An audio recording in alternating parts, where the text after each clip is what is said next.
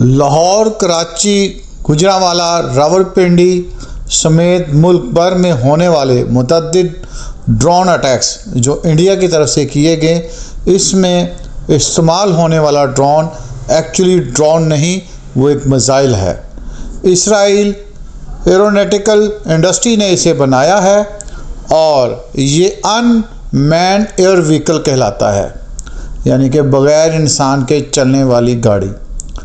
ये हवा के अंदर 16 किलो वज़नी और 1 मीटर लंबा मवाद जो कि वारहेड है उसे लेके जाने की सलाहियत रखता है। इसकी लंबाई तकरीबन 8 फुट 1 इंच है और पड़ों की चौड़ाई 9 फुट 10 इंच है। ये 6 घंटे तक मुसलसल प्रवास कर सकता है, जबकि ये मैक्सिमम 4500 मीटर या 15,000 फुट तक की बुलंदी इख्तियार कर सकता है। ये बैटलफील्ड के अंदर waiting for target to be expose and attack upon the operator command के तहत काम करता है। ये ISR सिस्टम के तहत काम करता है। इसके तहत निगरानी, जासूसी और विजिलेंस इसका अहम किरदार है। ये सिंपल मिसाइल या ड्रोन कहलाने के काबिल नहीं है, ये कॉम्बो है और ये इसराइल की एक प्राइवेट इंडस्ट्री है जो इसको 2005 से बना रही है और इसको पाकिस्तान की हदूद में हिंदुस्तान ने फायर किया है।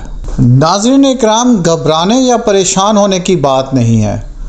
पाकिस्तान के अंदर ऐसी टेक्नोलॉजी जो पाकिस्तान की अपनी तैयार करदा है उसे शाहपार 2 कहा जाता है, जिसकी लेंथ 8 मीटर यानी कि 26 फुट 3 इंच तक है और उसकी परों का साइज़ 31 फुट तक है और ये मैक्सिमम 50 किलो तक का वारहेड ले जाने की सलाहियत रखता है, जबकि 220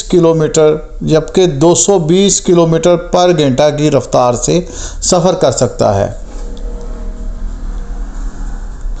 और ये 23,000 फुट तक की हाइट ले सकता है। तो इस वक्त बात ये नहीं है कि हम फौरी तौर पर जवाब क्यों नहीं दे रहे, हमारे वेपन अभी इन रास्तों की तरफ गए ही नहीं।